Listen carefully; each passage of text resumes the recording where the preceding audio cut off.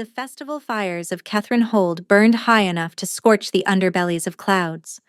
Mareska stood at the back of the courtyard with a tray of unpoured wine balanced against her hip, and watched her husband forget she existed. He stood on the speaking stone, the alpha of the Hollowmere pack, the man who had taken her as mate at 17 because his father commanded it, and his pack required an heir. His name was Valor Thane, and he was beautiful in the cold way that mountains were beautiful, all hard angles and weather-cut stillness. Tonight he wore the dark green of the midsummer oaths, and the firelight caught in his black hair, and not once in the last 3 hours had his eyes found her in the crowd. He had stopped looking for her years ago. She had stopped expecting him to. The wine tray shook a little. Mareska steadied it with both hands and reminded herself that she had survived 4 winters of this. 4 winters of being the alpha's mate in name only. 4 winters of sleeping in a room down the hall from his because he had told her, on their wedding night, that he did not believe in pretending. "I will not lie to you," he had said. "I do not love you. I will not learn to. But you will be cared for, and you will be safe, and the pack will see you honored." She had been 17. She had nodded as if she understood what he was offering and what he was withholding. She had not understood for a long time. She understood now. The honor he had promised had become a kind of slow erasure. She moved through the keep like a candle someone had forgotten to snuff. The kitchen women had stopped greeting her by her name and taken to calling her lady, the way one might call a chair. The pack warriors looked through her at meals. Even Valor's mother, the dowager, had taken to addressing her in the third person, as if speaking about a piece of furniture in the room. And tonight, at the High Festival, with 3 other packs come down from the northern ridges to renew the old alliances, Valor had not introduced her once, not when the Brenhall envoy asked who the woman in grey was, not when the Riverstone pack second made the polite inquiry that strangers always made. Not when his own underwarden gestured toward her with an open hand, expecting the lord to claim his lady. Valor had answered each time with the same flat phrasing. "She is from the southern villages. She tends the household." As if she were a hire. As if the binding marks under his collar and under her dress were nothing. As if 4 years of his name on her household ledgers meant less than the bread on the festival tables. The first time tonight, she had told herself she misheard. The second time, she had told herself it was clumsiness, not cruelty. The third time, she had stopped telling herself anything. A young serving boy bumped past her with a fresh tray and murmured an apology, and Mareska realized her face was wet. She set the wine down on the nearest trestle and walked, slowly and without hurry, out of the courtyard and through the inner gate and into the dim corridor that ran beneath the keep's eastern wall. She made it to the storeroom before her knees gave. There was a sack of milled flour against the far wall, and she folded down onto it with the careful slowness of a woman who had taught her body never to make noise. She pressed both hands flat against her stomach. She had known for 11 days. 11 days of waking before dawn to be sick in the basin and burying the linens before the maid could find them. 11 days of carrying the news under her ribs like a coal she did not yet know whether to cup or drop. She had planned to tell him tonight, after the festival, after the alliances were renewed and the visiting alphas had ridden home. She had planned the words and rehearsed the place. She had imagined, with a stupidity she could not now believe she had permitted herself, that the news might do what 4 years had not done, that a child might pull his eyes toward her at last. Instead, she had stood with the unpoured wine against her hip and watched him answer the underwarden with that flat, bored voice. "She is from the southern villages. She tends the household." Mareska pressed her palms harder against her belly and made a sound that she was glad no one was near enough to hear. She would not tell him. She decided it there, on a sack of flour in a cold corridor, with her hair coming loose from the festival pins. She would not tell him, and she would not stay. She would not raise a child inside the slow erasure that had eaten 4 years of her own life. She would not let the small thing under her ribs grow up listening to its father introduce its mother as the woman who tended the household. She rose, her legs held. She found that interesting. The road south from Catherine Hold ran through Brenhall lands and then into the river country, and finally into the long plains where no pack claimed authority and no alpha would think to look.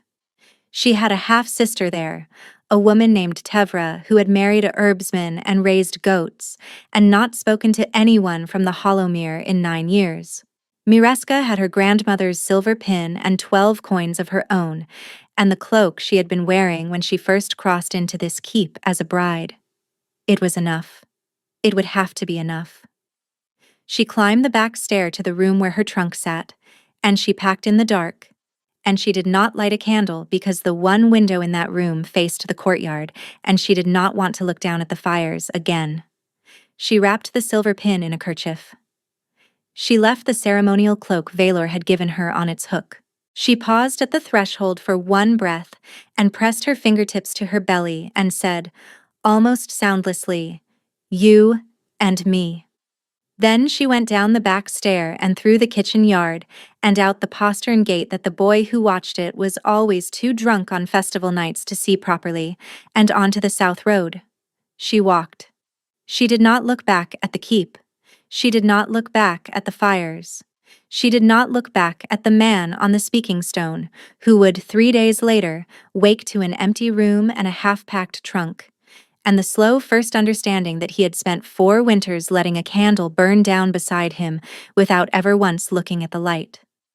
By the time the festival horns sounded the midnight oath at Catherine Hold, Mireska of the Hollowmere had been gone for 2 hours, and not a single soul inside those walls had thought to look for her. The river country in early spring smelled of wet stone and crushed mint, and Mireska had learned to love it the way a woman learns to love a second husband, slowly and on purpose. She had been gone from Catherine Hold for almost 8 months. The plains village where her half-sister Tevra lived was called Senau Cross, and it sat on the meeting of 2 slow rivers and 1 hard road. The houses were low and built of pale river clay. The people kept goats and bees and an old wariness of packlords that had been bred into them across 3 generations. They had taken Mireska in because Tevra had vouched for her, and because the herbsman, Tevra's husband, had a kind streak that ran wider than his sense. She had not used her own name. She had given her name as Sila, because it had been her grandmother's name on the southern side, and because Mireska of the Hollowmere had to be a woman who had drowned in a river, or wandered into a snow, or otherwise simply ceased to exist if the news were ever to drift back north. She had cut her hair to the jaw with a paring knife the second night, and watched the long dark coil of it lie on the cottage floor like something she had killed. The child had come in early spring. A boy, small and quiet and slow to cry, with eyes that had stayed the dark blue of newborns long past the week they were supposed to change. Tevra had midwifed her on the kitchen floor, with the herbsman pacing outside in the rain, and when it was over, Tevra had set the child on Mireska's chest and said, plainly, "Well, he's yours.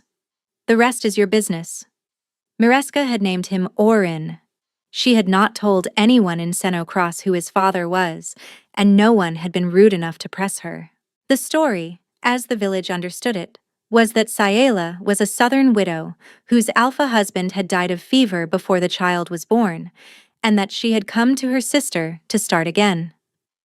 It was a thin story, and the villagers knew it was a thin story, and they had agreed, by the quiet pact of small communities everywhere, to let the thinness stand. She had thought she would grieve forever. She had been wrong about that. The grief was still there, but it had thinned out into something more like a low weather.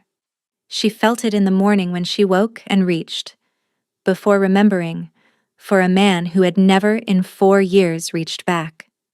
She felt it sometimes when Orin laughed, because the shape of his mouth when he laughed was Valor's exactly, and there was nothing she could do about that.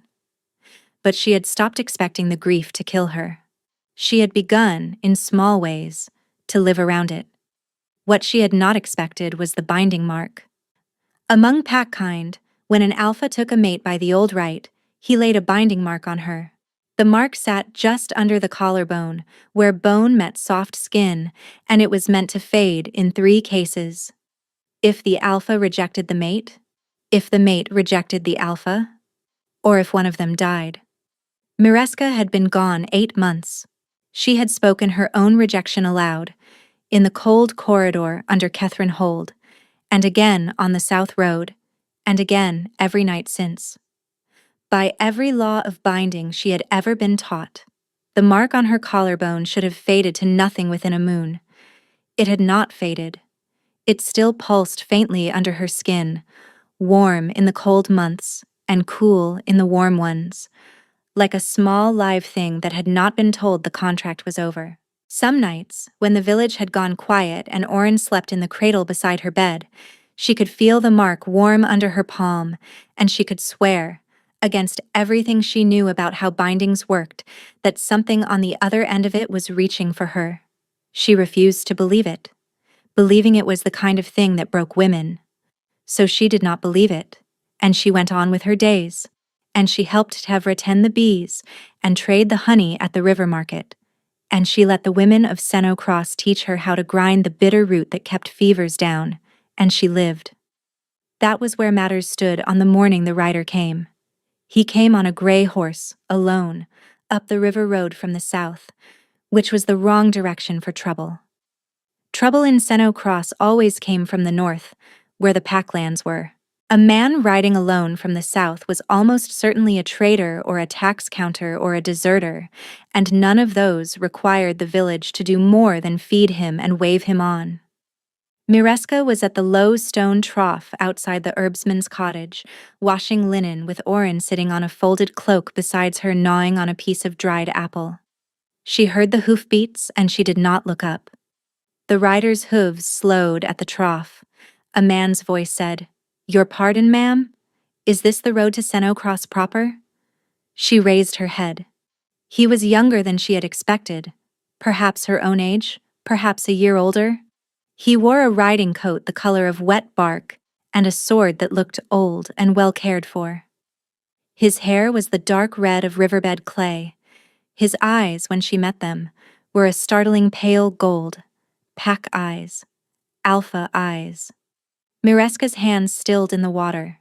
He saw her stillness, and he saw, she knew, the binding mark at the open neckline of her shift, and he registered both, and his expression did something careful. He did not dismount. He did not edge his horse closer.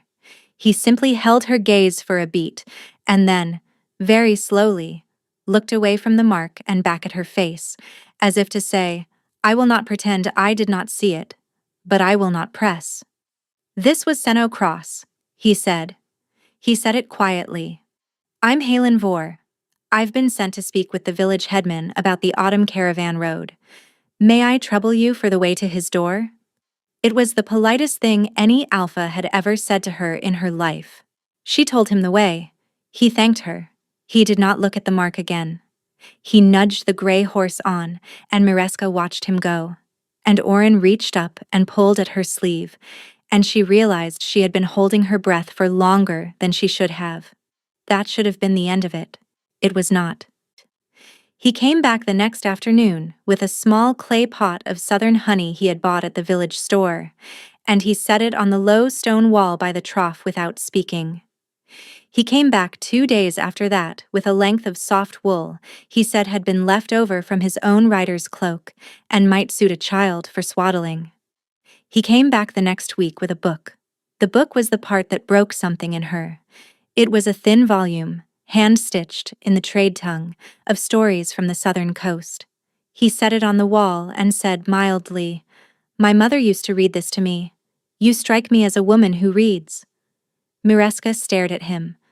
No one had ever, in her entire life, said to her, "You strike me as a woman who reads." She said, "What you want?" He thought about the question. He took it seriously, which was the second strange thing about him. "I want to know your name," he said at last. "Your real one. I will not ask twice. I will not press if you do not want to give it. But I have come 3 times now, and I have not asked. And I do not want to keep treating you like a stranger when I do not feel that you are one." She did not know why she said it. Even afterward, she could not say why. She heard her own voice, low. "Give him the truth." "Mireska," she said. "Mireska of the Hollowmere?" Halen Vor's face did something then that she would remember, later, for the rest of her life. It did not flinch. It did not pity.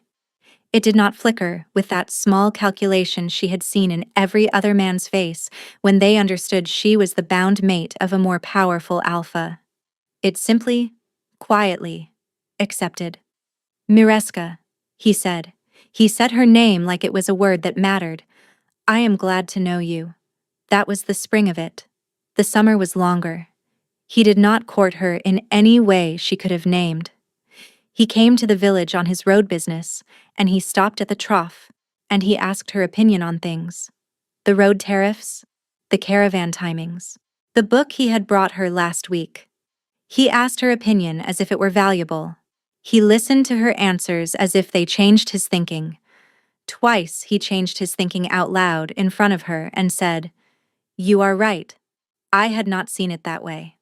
By midsummer, the women of Senno Cross had begun to tease her, gently, the way village women teased. By late summer, she had begun to laugh at the teasing, which was the more dangerous sign. By the first cold week of autumn, Halen Vor asked her, on the riverbank, with Oren asleep in the carry sling against her chest, if she would consider returning south with him to his own holding, the small free territory of Vor Reach, where he was alpha of a young and modest pack, and where, he said carefully, she would not be a hire, and she would not be a household, and she would not be lady spoken in the third person, but she would be exactly what she chose to be, and Oren would be raised as his own son if she wished it, or as her son under his roof if she preferred. She did not answer him that day. She did not answer him for a week. She lay awake at night with the binding mark warm under her palm and Oren's breath small in the cradle beside her, and she tried to find a single reason not to say yes. She could not find one, so she said yes. That was the night the news came. It came on the lips of a wool trader who had passed through Brenhall lands the week before, a man who stopped at the herbsman's cottage to sell a bolt of grey cloth and stayed for the offered tea. He drank his tea, and he set the cup down, and he said, as casual gossip, "Well, the great lord up north is finally tearing his own walls down, did you hear?" Mireska's hand stilled on her own cup. "What lord?" said Tevra. "The Alpha of the Hollowmere," said the wool trader. "Valor Thane. He has been raving for half a season. His pack second has had to ride to 3 other holds to ask for help managing him. The man does not sleep. He has been riding the south roads for months. Looking, they say. Looking for someone. He has put a bounty out, 1,000 silver, on the head of any rider who can bring him word of his lost wife." Mireska set her cup down very carefully on the table. Tevra said, "His lost wife." "That is what the bounty calls her," said the trader, "the lost wife of the Hollowmere. He says she is with child. He says he will tear the south apart, stone by stone, until he finds her. He says," and here the trader smiled the small crooked smile of a man enjoying a strange piece of news, "he says he has only just understood that he loved her." Mireska did not move. She did not move for so long that Tevra reached under the table and took her hand. Outside, on the river road, in the cold blue light of the autumn evening, a single horseman was already riding north out of Senno Cross at a full, hard gallop. He carried a bounty notice in his coat. He had recognized the southern widow Sila 10 days before, and he had been waiting for the right wool trader to come through and confirm what he already knew, and now he was riding to claim 1,000 silver pieces from the Alpha of the Hollowmere. Mireska did not see him go. She only knew, with a certainty that rose under her ribs like cold water, that the small good life she had begun to build in Senno Cross had just ended, and that the man she had finally said yes to did not yet know what was coming down the north road toward them. She told Halen Vor that night. She told him at his small camp outside the village, where he kept a tent and 2 riders and the gray horse staked on a long line. She walked out to him after Oren was asleep, with her cloak pulled tight against the cold, and she sat on a folded blanket across from his low fire, and she told him everything. She told him whose mate she had been. She told him about the 4 winters and the slow erasure and the festival night and the unpoured wine. She told him about Oren's father not being a southern dead man at all, but the alpha of the Hollowmere himself. She told him about the wool trader and the bounty. She watched his face the whole time, and she watched it for the small flinch she had seen in every other man's face when she had told him a piece of the truth and not all of it. She watched for the moment he would do the calculation and decide she was not worth the trouble. Haelenvor did not flinch. He listened. He fed the small fire once. He did not interrupt. When she was done, he was quiet for a long count, and then he said, not the question she had braced for. He said, "Are you frightened of him?" Mireska realized with a small cold shock that she did not know how to answer that. She said, "I do not know what he is now. The man I left would not have raved. The man I left would not have ridden. The man I left would not have known I was missing for 3 days. I do not know what to call the man the wool trader described." Halen nodded, slowly, as if she had told him exactly what he had needed to hear. He said, "Then we will not assume. We will move. He has put bounty riders on every south road by now. If we leave at first light tomorrow, we can be at the Vor Reach border in 5 days. My pack will not give you up. He cannot take you back from inside my hold without breaking 3 treaties and starting a war he is not ready to fight. You and Oren will be safe," she said. "And you?"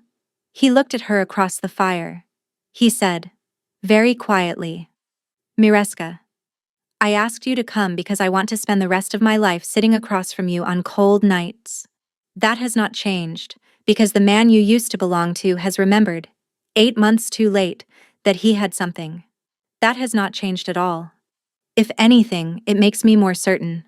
Because I think you have been told for a long time that you are the woman who tends the household, and I would like to be the man who, every morning, hands you the day and asks what you would like to do with it." She did not cry that night. She had thought she would. She had thought she would weep on the man's chest and break, finally, after 8 months of holding it. Instead, she felt something inside her that had been locked since she was 17 turn over once, very slowly, like a key in an old lock, and click.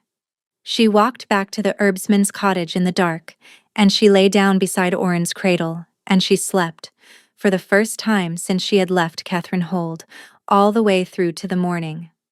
That was the night her binding mark stopped pulsing. She did not notice at first. She noticed at noon the next day, when she was packing the last of her things into the canvas bag Halen had brought her, and her hand brushed the hollow of her own collarbone, and she realized she had not felt the small live warmth there since she had walked back from the camp. The mark was still on her skin, but it had gone quiet, as if, somewhere on the other end of the line, the thing that had been reaching for her had finally let go. She told no one. She did not have time to tell anyone.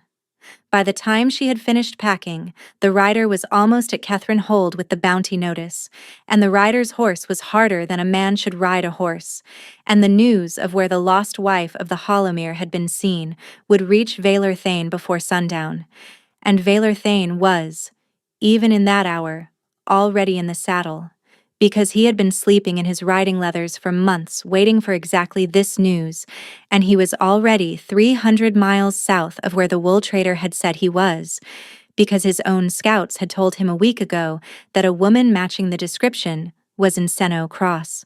He arrived at first light the morning of the day Mireska and Haelenvor were to leave. He arrived alone. Not even his pack second with him. He had outridden them. He had come down the north road through the night on a black horse he had nearly killed under him, and he came into Senno Cross at the gray hour before sunrise, when the wood smoke was just beginning to rise from the village chimneys, and he stopped in the small square in front of the herbsman's cottage and dismounted, and stood there in the road. He did not knock. He did not call out. He stood there with the reins in his hand and looked at the cottage door, and the look on his face. The few villagers who saw it later said, was the look of a man who had already received the worst news of his life and was waiting only for someone to confirm it. Mireska opened the door at the noise of the horse. She was holding Oren against her hip. She was wearing the travel cloak Halen had brought her. The canvas bag was on the bench by the door. She had been about to walk out and meet Halen at the camp and ride south. She and Valor Thane saw each other across 20 paces of cold mud. He did not move. He looked at her. He looked at the child on her hip. He looked at the child's face, which was his face. He looked at her cloak, which was a man's cloak, cut for a rider, and not a cloak any of his own house would have given her. He looked back at her face. He said her name. He said it the way a man says a word he has been practicing in his mouth for months without ever speaking it aloud. He said, Mireska. She did not answer him. She stood in the doorway with her son against her hip, and she looked at the man she had been bound to for 4 winters and 8 months, and she discovered that she did not feel afraid, and she did not feel angry, and she did not feel the great wave of grief she had imagined feeling if she ever had to look at his face again. She felt, of all things, a kind of distant pity, the way one feels for a stranger who has come to one's door at the wrong hour to deliver a letter that no longer matters. She heard hoofbeats on the river road. Halen Vor came around the corner of the herbsman's barn at a fast trot, and he saw Valor Thane in the square, and he saw the black horse, and he saw, as any pack-blooded man would see, exactly who the stranger was. He did not draw his sword. He did not call his men up. He swung down from the gray horse and walked, unhurried, and stopped at Mireska's side, and he laid one hand lightly against the small of her back. It was a gesture of presence, not possession. It said, I am here. It did not say, she is mine. But Valor Thane saw it. He saw it, and Mireska watched his face go, very slowly, the color of cold ash. She did not know that an alpha could look like that. She had not known, in 4 winters, that the man's face was capable of that expression at all. Halen said quietly, beside her, in a voice meant only for her, You do not have to speak to him. You owe him no word. Tell me what you want, and I will do it. Mireska looked at the man in the road. She looked at the man at her side. She looked down at her son's dark blue eyes, which were her son's father's eyes, and which had been watching the stranger in the road with the calm, interested attention of a child who did not yet know he should be afraid. She made a choice. She did not know, in that moment, that it was the most important choice she would ever make. She would understand that later. She understood, in that moment, only that she had one chance to set the terms of the rest of her life, and that she had been letting other people set the terms for 22 years, and that she would not let it happen again. She turned her face toward Halen Vor and not toward Valor Thane, and she said, clearly, loud enough for the man in the road to hear, Please take Oren. I would like to speak with this man alone. Halen took the child without a word. Valor Thane, in the road, made a sound that was not a word at all. It was the sound of a man who, until that exact second, had not understood that he had already lost. Halen carried Oren around the side of the herbsman's cottage and out of sight, and the village square emptied, and Mireska Thane stood in her doorway and waited for the man who had given her his name to come close enough to be spoken to. Valor did not come close. He took one step away from his horse and stopped, as if a line had been drawn in the mud he could not cross without permission. He looked at her the way a man looks at a structure he has watched burn from a distance and is only now arriving to count the dead. He said, You are alive. She said, Yes. He said, The child is mine. She said, Yes. He closed his eyes. When he opened them, she saw, with something that was not quite shock and not quite satisfaction, that they were wet. She had been bound to him for 4 winters and 8 months. She had never, in all of that time, seen Valor Thane's eyes wet. He said, I have been a dead man for half a year. I did not know I was. I want to tell you everything. I want to explain. I have rehearsed every word 1,000 times, and I cannot now find one of them. I have not slept in. I cannot remember how long. May I sit? May I sit on this step? I will not come closer. I will not touch you. She gestured at the low stone step of the cottage. He sat. He sat the way a much older man sits, lowering himself with both hands against his knees. The reins of the black horse trailed in the mud beside him. He did not seem to notice. She did not sit.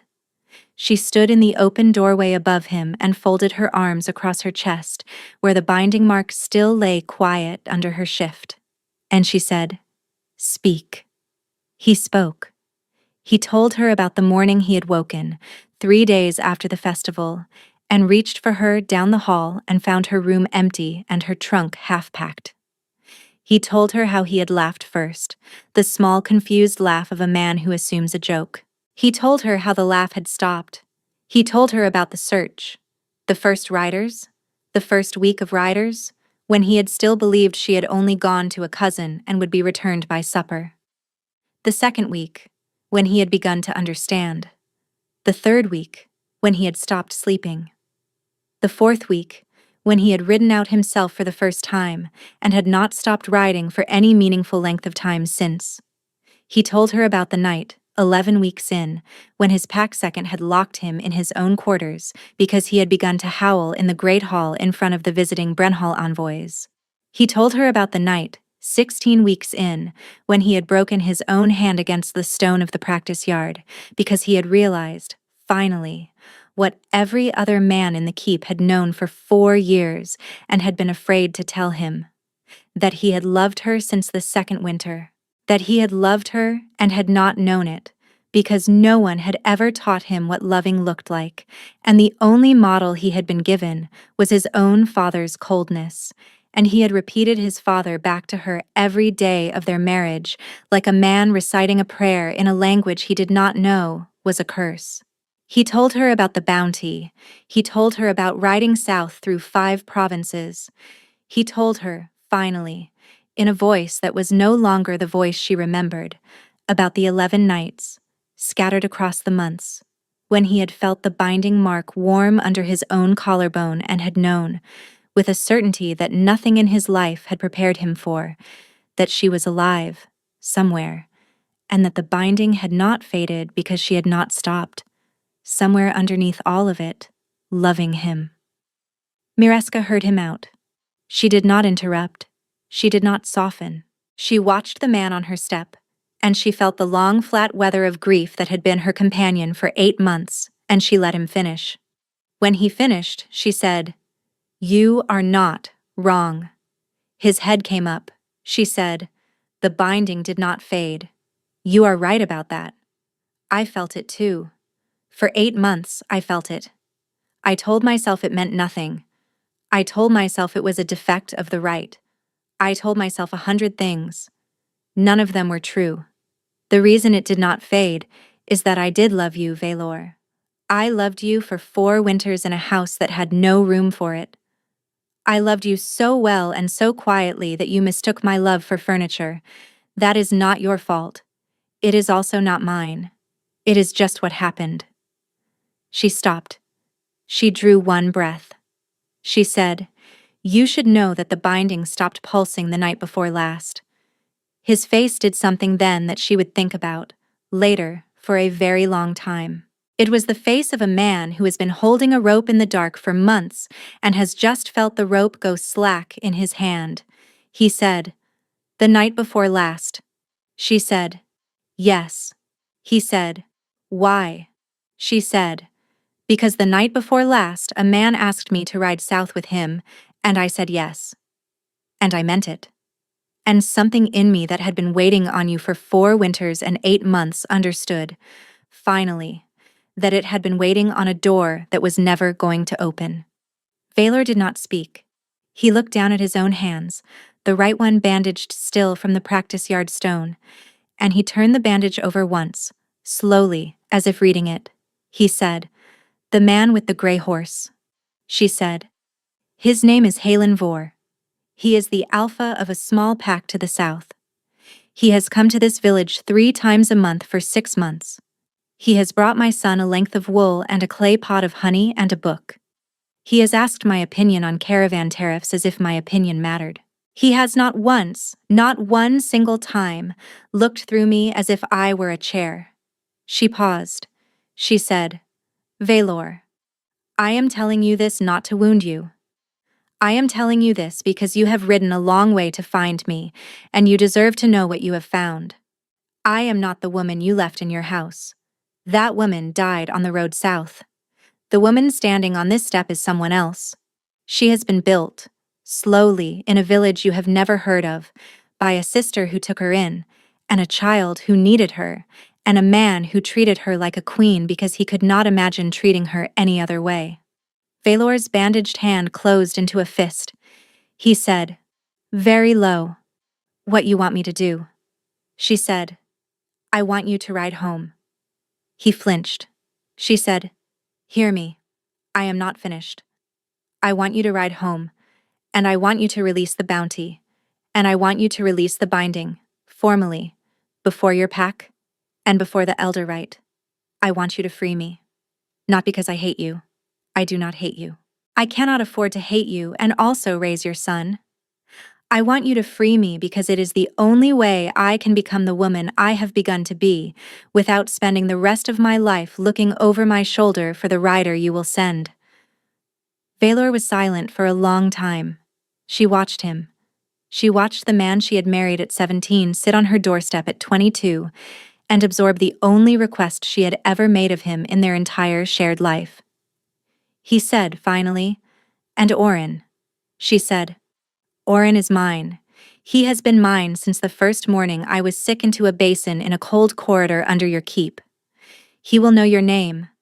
I will not lie to him about who fathered him, but he will not be raised in your house, Valor. He will not be raised by a man who does not yet know how to love a woman, learning on a child. I will not give him that. Valor's eyes closed. When he opened them, he said something she had not expected. He said, there is a thing you do not know. I came south alone for a reason. I did not bring my pack second. I did not bring my warders. I came alone because the day the bounty rider arrived at Kethrin Hold with the news that you had been seen in Senno Cross, my mother sent a separate rider, south, behind me, with separate orders. Mireska's hand went still at her side. She said, what orders? Valor looked at her. His face was very pale. He said, my mother does not want you found, Mireska. She wants you ended. She has wanted it since the festival night. She has known about the child since the 2nd month. She has had her own people in this village for longer than my people have. She did not send me a rider with orders. She sent a different kind of rider, a pair of them. They will not be looking for you. They will be looking for any woman in Senno Cross with an infant son and a binding mark she is trying to hide. They will be in this village by tomorrow morning at the latest. Possibly tonight. The cold under Mireska's ribs was not new. She had been cold under her ribs for a long time. But this was a different cold, and she knew it. She said, why you are telling me this? He said, because I have ridden every road south for half a year, and the only thing I learned in any of it was that I want you to live. I do not care under whose roof.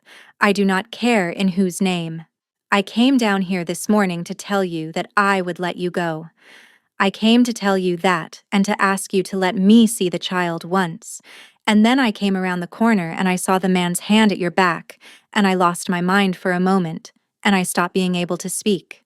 I am telling you about my mother because if you ride south at first light tomorrow with the man with the gray horse, you ride into her riders. They will be coming up the south road. They will reach Senno Cross before you reach the crossroads. You will not make Vor reach. Mireska stared at him. She said, you are saying I cannot run. The thing he had not yet asked her to do, because he was not, for the first time in their marriage, asking her for anything at all. She could let him stand between her and his mother. She heard footsteps behind her. Halen Vor had come back, with Orin asleep against his shoulder, and he had heard the last of it. She could see from the set of his jaw that he had heard enough. She did not know yet what she was going to do. She knew only that the man she had said yes to 2 nights ago was standing at her right shoulder with her son in his arms, and the man she had said yes to at 17 was sitting on her doorstep with his bandaged hand on his knee, and that the woman she had become in the 8 months between the two of them was about to have to be both of them at once. She did not know if she was strong enough. She had a very bad feeling that she was about to find out. They held council in the herbsman's kitchen. Tevra had banked the fire and put Orin down in the cradle in the back room and closed the door, and then she had set a kettle on the hob and sat down at her own kitchen table across from her sister and the 2 alphas, and she had said, plainly, "I am not leaving this room. Whatever you decide tonight will be decided in front of someone who loves her, or it will not be decided in this house." Mireska had not argued. Halen had not argued. Valor had looked once at the herbsman's wife, and then had set his bandaged hand flat on the kitchen table and said, "Agreed." That was the first thing the 3 of them ever agreed on. They sat around the table for almost 2 hours. Halen wanted to ride. He wanted to leave that night, immediately, with Mireska and Orin and his 2 riders, west across the river fords instead of south, and to come at Vor Reach from the long road, the Herder's Road, the one no Hollowmere rider would think to watch. He laid the route out on the kitchen table with 3 spoons and a cup, and the route was a good route, and Mireska understood that Halen Vor was not only kind but also a careful man, and that careful men in pack country lived longer than bold ones. Valor wanted to stand. Valor wanted, he said, to ride to the South Road himself at dawn and meet his mother's riders alone and end the matter there. He said it plainly, the way a man states a sum of money he intends to pay. He did not boast. He did not perform. He said, "I know who she will have sent. I know how they fight. I know what I owe. Let me settle it." Halen said, "You cannot win 2 against 1. Valor said, "I do not have to win.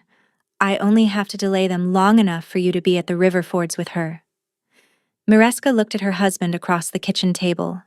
She had not called him her husband in 8 months, even in her own head. She found that the word arrived in her mind tonight without flinching, because she understood for the first time that the husband she had walked out on and the man on the other side of the table were not the same person.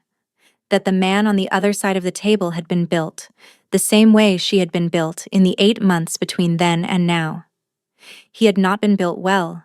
He had been built in pain and bad sleep and panic. But he had been built, and he was not the man she had married, and she could let herself say the word. Finally, because the word no longer described what she was being asked to be. She said, "No." Both men looked at her. She said, "I will not have you die for me, Valor. I will not begin the next part of my life over your body. I would never get out from under it. Orin would never get out from under it. You will not buy my freedom by dying for it. That is the same trade you have been trying to make me for half a year, only louder. The answer is no." Valor opened his mouth. She said, "I am not finished." He closed his mouth. She said, "I will not have you die for me, but I will accept that you will ride with us. Tonight. Now. Not at dawn. Now. You will ride at the rear of our line, and you will be the man who turns when your mother's riders find our trail, and you will be the man who slows them, and then you will ride west after us and not south back toward Hollowmere, and you will live, Valor. You will live, and you will go home, and you will release me before the elder rite, the way I asked. That is the trade. Live, or do not come." Valor stared at her. He said, "You are commanding me." She said, "Yes." Halen, on her left, made a small sound that in a less serious moment would have been a laugh. Valor looked at his bandaged hand. He turned it over twice. He looked up at her. He said, "All right." That was the second thing the 3 of them agreed on. They left Senno Cross within the hour. Tevra packed Oren's small cradle of clothes and a sack of dried apples, and a wax-sealed jar of the bitter root tincture, and a tightly wrapped bundle of swaddling wool, and she pressed all of it into Mareska's arms at the door, and she did not weep. The herbsman stood behind her and clasped Halenvor's wrist in the old way, and said, "You bring her back to visit. You hear? And if you do not bring her back, I will come find you. Alpha or no." Halen said, "I will bring her back." They rode out of Senno Cross under a thin moon, on the herders' road west, with Halen at the front of the line, and his 2 riders flanking, and Mareska in the middle on a borrowed roan, with Oren in the carry sling against her chest, and Velor at the rear on his black horse, riding without speaking, with his sword loose at his hip. They rode for 4 hours before the riders found them. Velor's mother had sent 4, not 2. He had been wrong about that.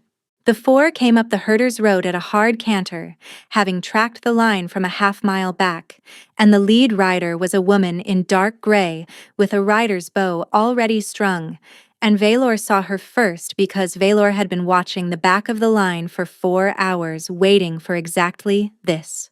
What happened next happened in a span of time that Mareska, afterward, could not put a number on. Velor turned his black horse on the road. He did not call out. He did not shout her name. He did not look forward to the line. He simply turned the black horse, drew his sword, and rode at the 4 riders at a flat, hard charge. He met the lead rider before her bow could clear a second arrow. He went past her at the gallop, and his sword took her cleanly out of the saddle, and he wheeled the black horse and came back at the second rider, before the second rider had registered the first one falling. The second rider was a man twice his weight, and the second rider got a blade up in time, and the 2 of them traded 1 pass and a second pass, and on the 3rd pass, Velor took the man's bridle hand off at the wrist, and the man's horse panicked and bolted, and the man went off the back of the saddle still screaming, and Velor did not stop. Halen had reined up at the first sound and turned in the saddle, and Mareska had reined up beside him, with her hand pressed flat to Oren's small back, and the 2 of them watched, from 100 paces up the road, as Velor Thane fought 2 against 1 in the moonlight on the herders' road, and did not lose. He took the 3rd rider in a clean exchange. The 4th rider, the youngest, threw his sword down in the road and ran. Velor let him go. He sat on the black horse in the middle of the road with 3 bodies around him, and his bandaged hand bleeding fresh through the wrap. And he did not turn back to look at Mareska. And Mareska understood, with a clarity she had not expected, that he was not turning because he could not. That if he turned and saw her face, he would not be able to ride west the way she had told him to. Halen, beside her, said, very low, "He held them." Mareska said, "Yes." Halen said, "Will he ride west?" Mareska said, "I do not know. I told him to. He said he would. I do not know if he can."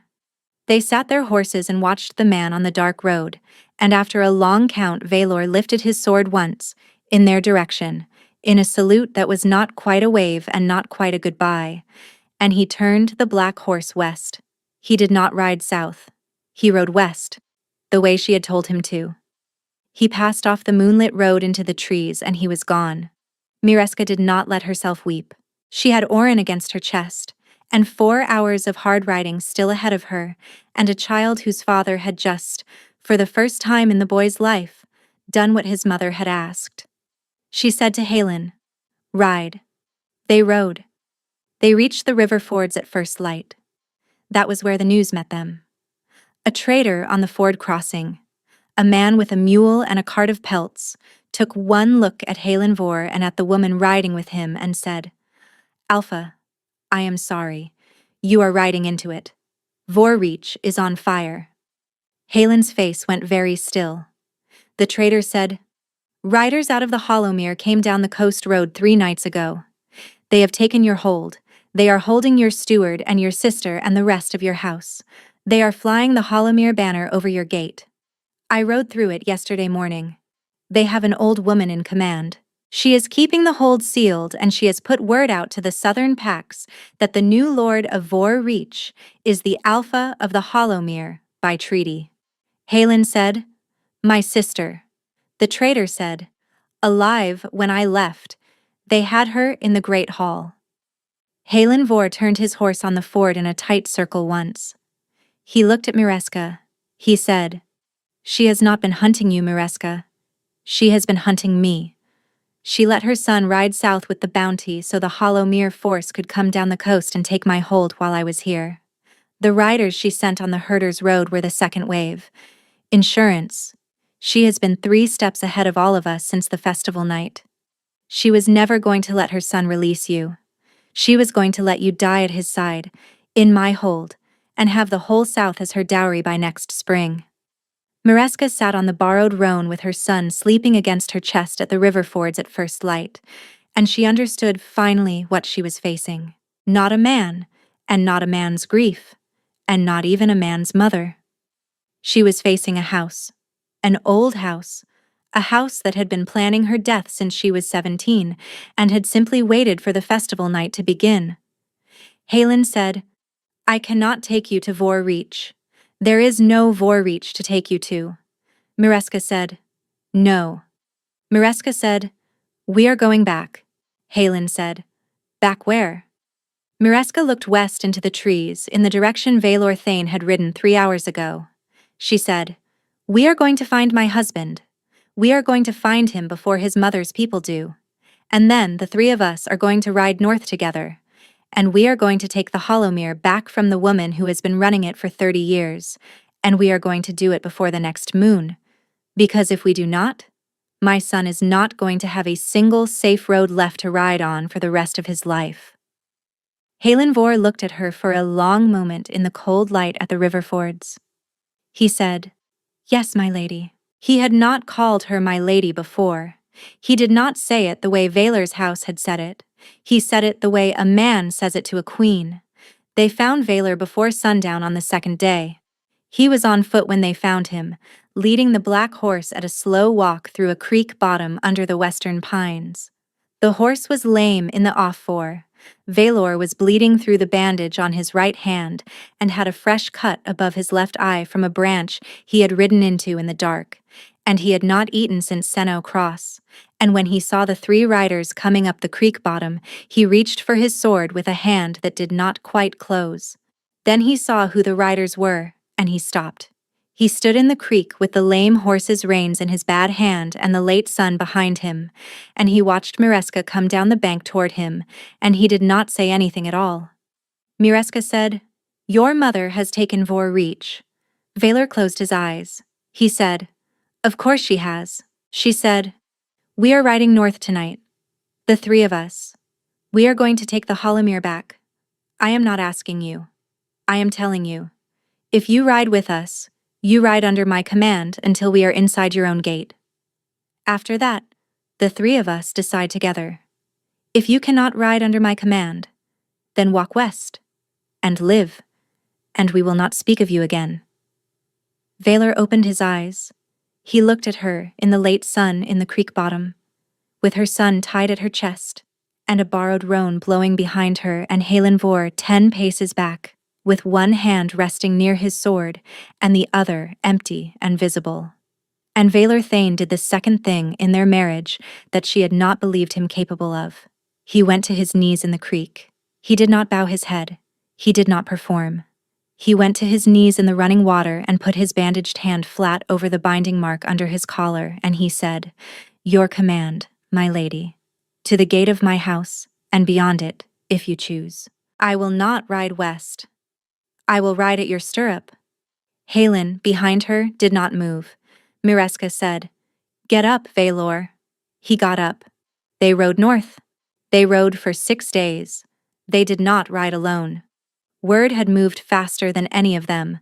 The wool trader who had told her about the bounty in Tevra's kitchen had also, it turned out, told the rest of the river country, and the rest of the river country had been waiting a long time for an excuse to push back against the dowager of the Hollowmere. Riders fell in behind them on the second day. 2 from a small freehold north of Senno Cross. 5 from Brenhall lands. By the 4th day, there were 40. By the 6th day, there were almost 100, and 3 of them were alphas of small free packs who had not bent the knee to Catherine Hold in a generation, and who had ridden out to join Mareska's column the moment word reached them that the lost wife of the Hollowmere was riding home behind a banner that was not quite Hollowmere and not quite Vor Reach, but something new. The banner was Halen's idea. He cut it from the lining of his own riding cloak the second night, and Tevra's husband had pressed a small sewing kit into Mareska's saddlebag at parting, and she stitched a rough device by firelight on the third night, with Orin in her lap. A gray horse, for Halen, a black one, for Valor. And between them, walking forward, a woman in a long cloak with a child in her arms. It was not a heraldic device any packmaster would have approved. By the time they reached the southern boundary of the Hollowmere on the 6th night, every rider in the column knew exactly what it meant. The Hollowmere keep at Catherine Hold was not held against them. The pack second Valor's own man had ridden out the day before to meet them on the south road. He came alone. He swung down off his horse and went to one knee in front of Valor's stirrup and said, "My lord, the keep is yours, but the dowager is not in the keep. She left 2 days ago. South. With most of her own house guard. She rode out the moment word reached her that her 4 riders had not come back from the Herder's Road. Valor said, "Where south?" The pack second said, "My lord, she is at Vor Reach. She has Halen Vor's sister still in the Great Hall. She has put word out that she will hang the sister and burn the hold to the ground, unless your wife is delivered to her at Vor Reach Gate, alone, on foot, by sundown tomorrow." Halen made a sound. It was the only sound he had made in 2 hours. Mareska looked at him. She said, "Halen." He said, "Ivenna. My sister's name is Ivenna. She is 19 years old. She runs my hold while I am south. She is the only family I have left." Mareska closed her eyes. She opened them. She said, "All right." Halen said no. She said, "Halen, listen." He said, "I heard you the first time you said it, and I am saying no the first time. You are not walking into that hold alone. I will not trade my sister for you. I will not let either of you do that arithmetic in front of me. We will ride. Tonight. We will ride hard. We will be at the gate of my hold by midday tomorrow with 100 riders, and we will take the gate by force." Valor said quietly beside her, "You cannot take that gate by force in less than a day. I know my mother. She will have it shut, and she will have your sister in the upper hall with a knife to her, and the moment we hit the wall, she will use the knife. We will lose Ivenna, and we will lose half our riders on the wall, and we will still be on the wrong side of the gate at sundown." Halen said, "Then what?" Valor said, "My mother has asked for one woman alone on foot at the gate by sundown. She is going to get her. Just not the woman she asked for." Mareska turned her head. She looked at her husband. She understood. In the same instant she understood she was being asked to choose between 2 impossible things again, that he was not asking her to choose. He was telling her what he had decided, and he was telling her in front of Halen Vor because he wanted Halen to know, also, that he had decided it. Valor said, "I will go to the gate alone, on foot, at sundown. I will go with my hands open. My mother will not refuse me at the gate. She cannot. I am her son, and I am the Alpha of the Hollowmere, and her own house code does not let her refuse her Alpha at his own ally's gate. She will let me in. She will think she has me. I will get to the upper hall. I will get to Ivenna. I will give you a window, and you will take the gate." Halen said, "You will not survive that." Valor said, "I do not have to survive it. I only have to give you the window." There was a long quiet. Mareska felt under her ribs the strange new thing that had been growing there since the night the binding mark went quiet. It was not the binding mark. It was something else. Something that had been waking, slowly, since the morning Valor had sat on her doorstep and told her the truth about himself. since the night he had ridden at 4 riders in the moonlight and not lost. Since the moment he had gone to his knees in the creek bottom under the western pines. She had not named it yet, because she was afraid of it. She named it now. She said, "No." Both men looked at her. She said, "You will not go to the gate alone, Valor. None of us will. We will all 3 go. We will go on foot. We will go with our hands open. Your mother will not refuse the 3 of us at that gate any more than she will refuse you. She has wanted us at her gate since the festival night. She will let us in. And when she lets us in, she will discover that the woman she has been hunting for 9 months is not the woman she thought she was hunting." Valor said, "Mireska." Halen said, "My lady." She said, "I am the bound mate of the Alpha of the Hollowmere, and the chosen mate of the Alpha of Vorreach. And I am the mother of the only living heir of 2 pack lines. And I have been told in 2 different ways, in 2 different houses, by 2 different men, that I am someone worth riding through fire for. I am beginning to think they may both have been right. Your mother does not know that yet. I think it is time she did." She did not feel afraid. She felt the thing under her ribs unfurl. She did not yet know what it was. She had a very strong feeling she was about to. They came down the last slope to the gate of Vorreach, in the long red light of sundown. 3 of them, on foot, the way she had said. Mireska in the middle, Valor on her right, Halen on her left. Their hands were open at their sides. Oren was not with them. Tevra had refused, on Mireska's command, and had taken the boy west to a quiet farmhouse with the column's older riders, and Mireska carried, in the place under her ribs where she had carried him for 9 months, the steady knowledge that wherever this evening ended, her son was on a road that did not run through this gate. The riders waited 2 ridges back, 100 of them. Halen's pack second had the column. The plan was that when the gate opened, when the 3 of them passed inside, the column would move. Not to the wall. To the south postern, the small, unwatched gate that Halen had told them about over the kitchen table at Seno Cross. The gate his sister Ivena kept the iron key to in a chain around her own throat. Valor had said, "My mother will not look for a postern key on a 19-year-old girl."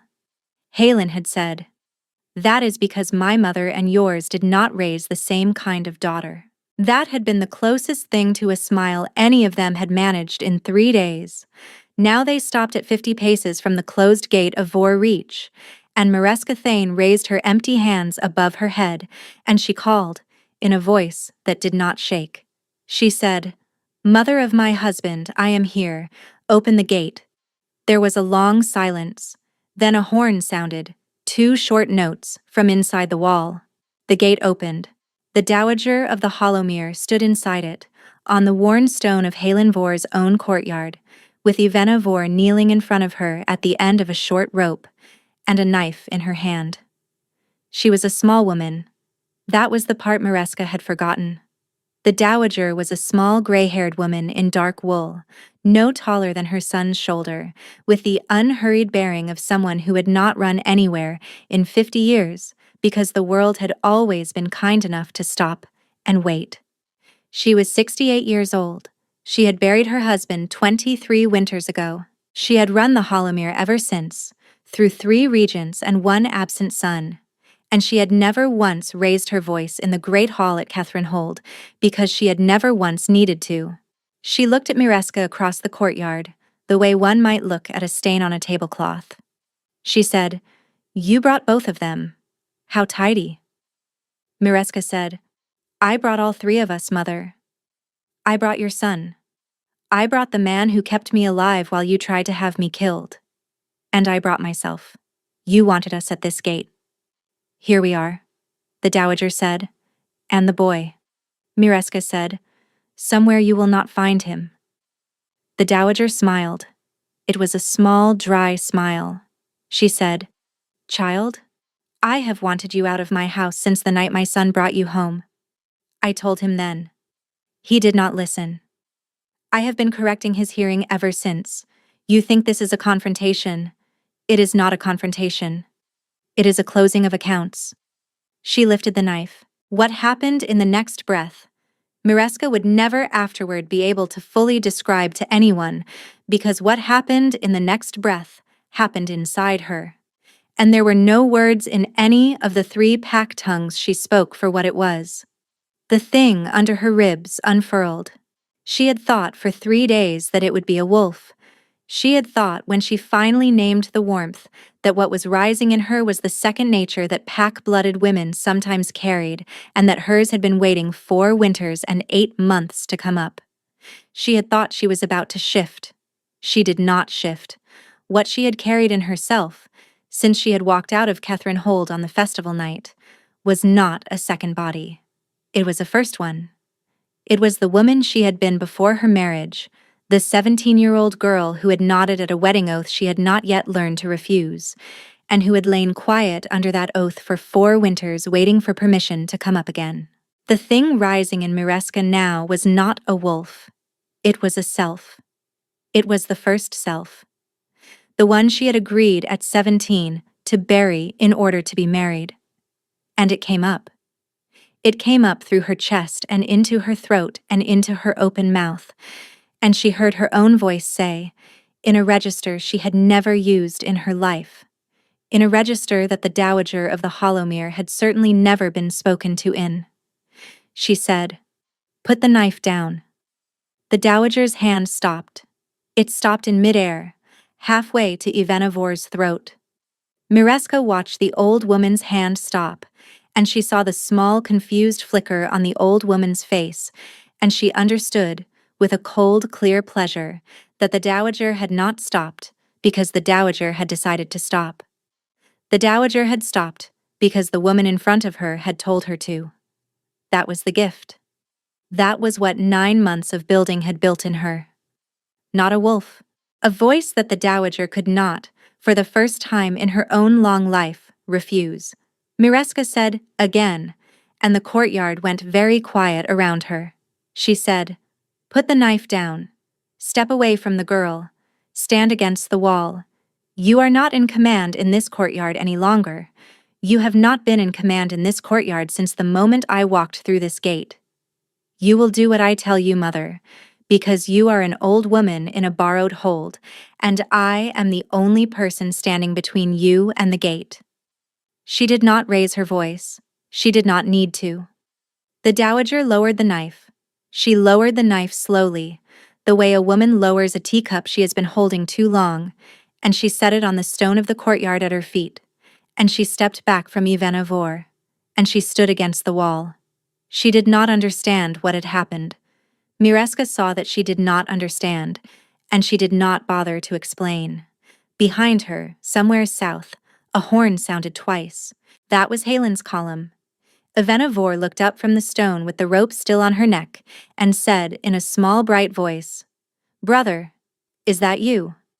Helenvor crossed the courtyard at a run and went to his knees beside his sister and cut the rope off her with his belt knife in 3 strokes, and Ivanovor put both her arms around her brother's neck and did not cry, because Vor women, it turned out, did not cry in courtyards. And Mireska looked at the 2 of them and felt, under her ribs, the new thing settle. It was not unfurling anymore. It had unfurled. It was simply, now, who she was. She turned to her husband. Valor had not moved. He stood 3 paces behind her left shoulder with his bandaged hand at his side and his eyes on his mother against the wall. And his face was the face of a man who had just understood, finally, the shape of every room he had grown up in. Mireska said, "Valor." He looked at her. She said, "What do you want to do with her?" He said very quietly, "That is not my decision." She said, "It is your house." He said, "No, my lady. The Hollowmere has not been my house for 9 months. It has been her house. I am taking it back tonight. After tonight it will be our house, if you will share it. But this decision is not mine. She came here for you. She will answer to you." Mireska looked at the small gray woman against the wall. She said, "Mother of my husband, you will be removed to the elder right. and you will be tried before the assembled houses, and you will face the judgment of the wider pack. You will not be killed. I will not begin the next winter with your blood on my hands, but you will not see Catherine Hold again, and you will not see Vor Reach again, and you will not see your grandson. Ever. You have spent 23 years arranging the deaths of women who inconvenienced your house. You will spend the rest of yours alone in a cell on the northern coast, learning what it is to inconvenience no one. The Dowager of the Hollowmere did not answer her. She had no answer left to give. Halen Vor's pack second came through the open gate at a hard walk, with a half-dozen riders at his back, and the courtyard filled with men who had been kept out of their own hold for 8 days, and the Hollowmere houseguard laid down their weapons because, as one of them said later in the kitchens, they had ridden south on a dowager's order, and they were not fools enough to die for an order that had just been refused, in their hearing, by a woman they could not look in the face. It was over before the moon was up. They stayed at Vor Reach for 3 nights. They stayed because Ivenna Vor would not let her brother leave until she had fed him twice, and looked at his hand and rebandaged it herself, and because Halen would not leave until he had walked every wall of his own hold and stood in every room of it once with his own boots on, and because Mireska would not leave until she had washed Ivenna's hair for her in a basin with warm water and a sliver of southern soap, the way one woman does for another after an evening neither of them will speak of again. On the 3rd evening, the 3 of them sat on the western wall of Vor Reach and watched the sun go. Velor was the one who spoke first. He said, "Mireska, I came south to release you. I said it badly. I said it under your eaves with my hands shaking. I want to say it cleanly now, in front of the man who has earned the right to hear it." He turned on the wall to face her. He said, "I release you from the binding I laid at 17. Before this man, before this hold, before whatever powers of the right still listen at sundown, I release you. The mark on your collarbone is yours. It is no longer mine. You owe me no hearth, no roof, no bed. You owe me, if you will give it, only what the mother of a son owes the father of a son, which is the courtesy of his name on the boy's tongue when the boy is old enough to ask." He took the bandage off his right hand. He laid the cloth between them on the wall. He said, "I will not ask anything else of you for the rest of my life." Mireska looked at the cloth on the wall. She looked at the man on her right and the man on her left. She had thought, for 9 months, that this would be the moment she ran into someone's arms, that she would weep, and a man would gather her, and the weight of 9 months would fall off her at last in the place she had been running toward. It was not that moment. It was a quieter one. She did not run anywhere. She sat on the wall between 2 good men and felt, finally, that there was no one to run toward, because she had stopped running. She had arrived. The place she had been running toward, it turned out, was not a man. It was herself. She picked up the bandage from the wall. She folded it. She handed it back to Velor. She said, "I accept the release. Thank you." She turned to Halen. She said, "Halen Vor, I came north to take a holdback, and on the way I made a promise to you in a creek bottom under the western pines. I have not forgotten it. But I am not the woman you asked anymore. I am someone newer than her. If you still want me, you will have to ask the new one." Halen looked at her in the long red light. He said, "My lady, I would be honored to ask the new one." He said it gravely. He said it without performance. He said it in front of her husband. Mireska smiled. It was the first time she had smiled in 4 winters and 9 months. She said, "Then ask me in a year. Ask me when Oren is walking. Ask me when the elder right has heard the dowager's case and the houses have settled. Ask me when I have lived under no one's roof for a turn of the seasons and have learned the shape of a day that I make myself. If, after that, you still want to ask, I will give you my answer then." Halen said, "A year, my lady." Velor, on her other side, did not speak. He nodded once, very slowly. He understood, she saw, that he had been given a place at the table also. Not the place he had once held. Not the place he had ridden south to ask for. A smaller place. A truer one. The place of the man who had fathered a child he did not yet know how to love, and who would, if he was patient and, if he was lucky, be permitted to learn. It was a better deal than he had earned. He took it. That was almost the end. Almost.